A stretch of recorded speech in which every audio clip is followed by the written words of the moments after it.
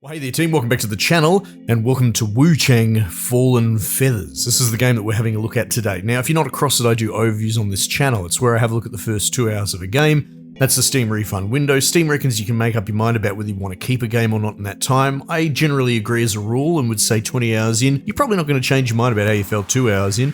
So it's a short, punchy video, broad strokes info. Keep it around 10 minutes, and then you can make up your mind on your own. Also, there's a little experimental addendum chucked in here at the front. I've been asking people to subscribe to the channel if they haven't already. This is not something I normally do. For all these years, I've never brought it up, but we're going to do it for an experiment this next month. And for the past couple of days that I've done it, subs have skyrocketed. It would seem giving people a bit of a nudge has done nothing but help the channel start going on an upward trajectory. So thank you to all those that have subbed, and if you find this sort of content interesting, daily, brief looks at new releases, then please do subscribe. Okay, Wu Chang. There's a bit to tease apart. There's some interesting moving parts, or at least interesting to me. It is absolutely getting smashed in reviews at the moment. Like on my screen, on Steam, we're sitting at mostly negative, 27% with 13,900 reviews, 14,000 reviews. Anything over that 10k mark, it's pretty big. And there's a lot of Swiss cheesing to bring this all together. Now, for my part, for my time with it, I haven't had any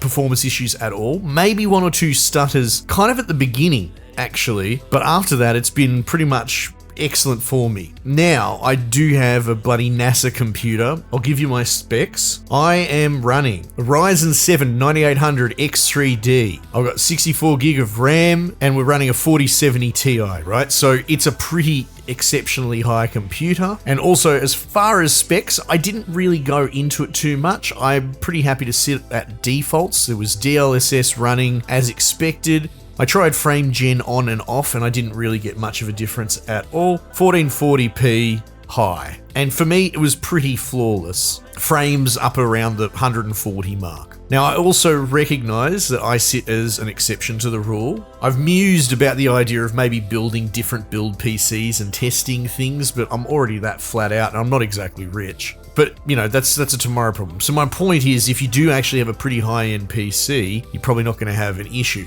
However, scrolling through these reviews, because I'm curious, and I am looking at this after its actual release, some things that jump out to me, which are actually helpful, right? Not just trash bait reviews, but things like saying, I am running the recommended spec and it's got all these performance problems. That's something I've seen multiple times coming up. So be aware, the king's share of these reports are that it's a performance problem, and I can't particularly comment on it because I just don't have a rig in this house that will run at that standard. However, there is probably another layer worth discussing, and that is the Asian market, which is, you could probably say, emergent. This is a new phenomenon over the past 12 months on Steam, at least, right? Steam is my bread and butter, that's where I live. And when we had Black Myth Wukong, you had explosive record-breaking reviews and all that. And I'm not saying that it's not true, that it was false, but that represented a humongous injection of Chinese interest, Chinese influx into the Steam review economy, or the economy in general. And so yes, it got an explosive amount of reviews, positive, negative, it doesn't really matter, but that was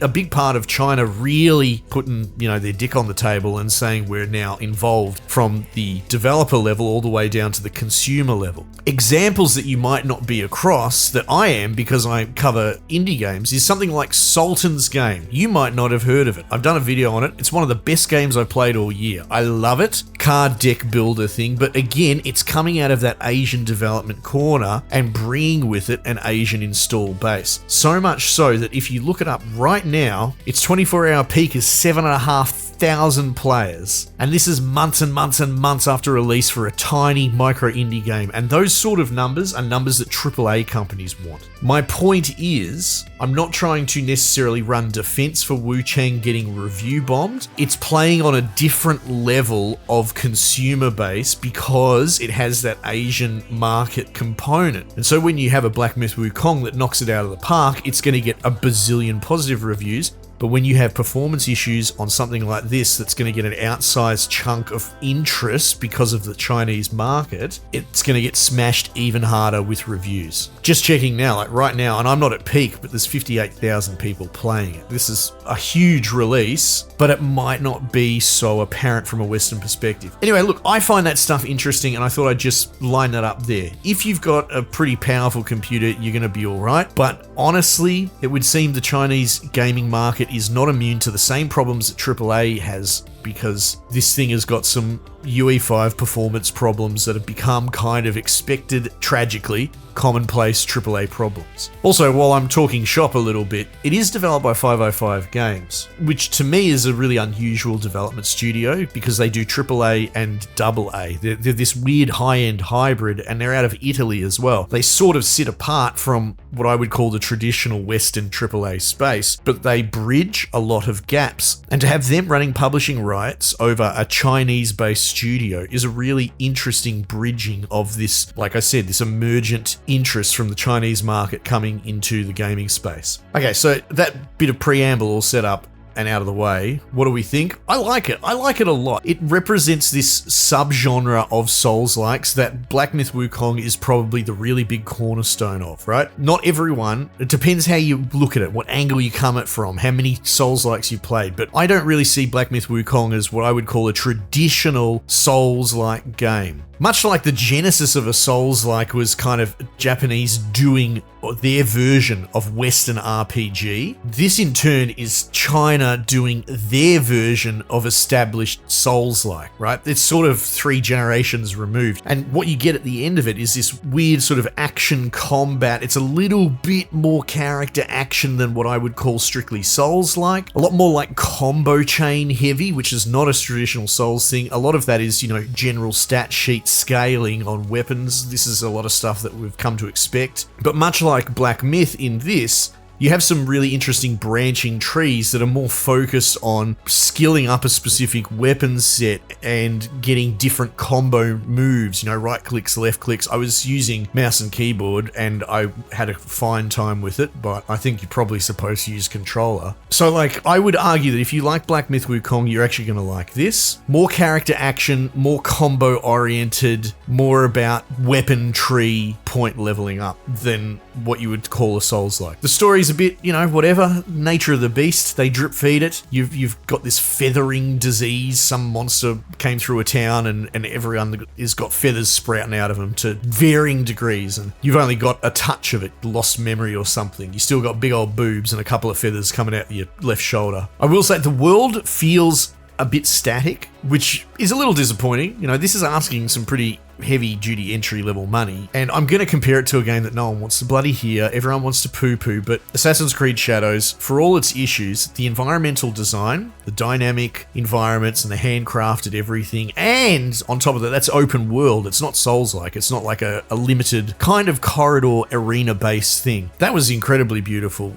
for something in that similar price bracket and Asian setting. I know it's different, right, but these are the touchstones we've got to work with, but that made for actually really pretty, beautiful, dynamic environments. No matter how much you hate that game, that much is true. And this, you have a little bit of leaves rustling to wind, but it's very gentle and subtle, but not subtle in the value add kind of way. So a lot of the environment actually kind of feels a bit static, a bit bland, even though it is fairly densely designed. But the combat itself, the moment to moment, I find really interesting. I've already picked up about 4 or 5 different weapons so far. I've lent into this axe. And in turn, like I said, you level up the tree. You pretty much spend your souls to unlock pips as opposed to, +1 strength. However, if you go down the axe tree, strength is one of the featured stats. So you do have the stat sheet, but you level it up just like Black Myth Wukong in a way. So I've got some pretty cool sort of two-handed axe combos going on. I'm leaning into more light chaining, but the game lets you freely respec into different angles of the tree. And what's really interesting is when you get to the end of the tree, it will unlock more tree further along. So I'm getting these interesting choices where,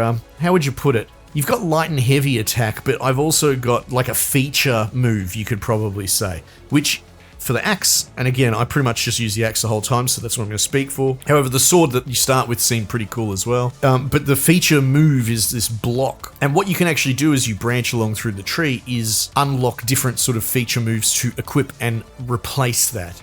One was like a whirlwind, and another one was like a really colossal ground slam attack. So you can freely just hit a node at the bottom of a tree as well, like go respec to this point, it will pull back all the nodes, no cost, no nothing, so it's very free, which is very not a Souls-like staple. And then you can go back up the other tree, and you know, I'm getting skill checked at a boss at the moment, and it's been less about learning his moveset, like that will come, but more about learning mine. Again, not very what I would call Souls-like. Usually it's pretty basic, you've got one or two moves, and then it's just about stat scaling. So this, I'm trying to figure out what moveset I want to kind of employ against the boss. I did see some reviews complaining about the respec and saying that maybe you're supposed to use a specific weapon, a specific build against a specific boss, which might be good news to some people because that's what Armored Core does. Another Bandai Namco game, but there is probably a strong argument that Armored Core are not really Souls-like games, especially since they precede them chronologically.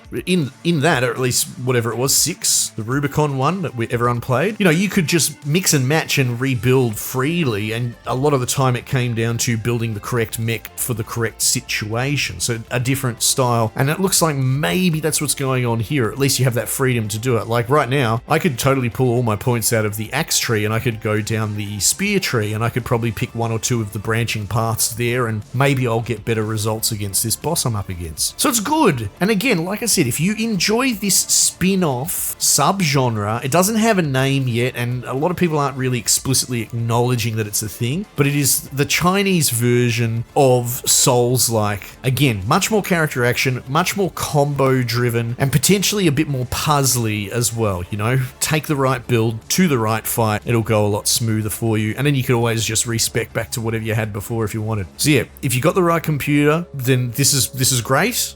So far, it's just been a lot of fun. I'm enjoying it. If you're like a normal person, 80% of, you know, all the reviews saying that this is horrible because it won't run on their rig, maybe just put it on a wish list. Maybe keep an eye on it, let them patch it, just wait for it to be up to standard. Anyway, there you go. That's Wu Chang Fallen Feathers and my experience with it. If you made it this far and you haven't already, like I said, we're running that experiment. Make sure you've subbed to the channel. It really is helping me at the moment. Maybe we'll do a video of the stats over time, but it's actually night and day. How we've only been doing this for like 3 days and my channel's exploding. So please do, if you enjoy this content and you watch me already. Anyway, team, might just leave it there for the time being, and I'll catch you guys on the next one.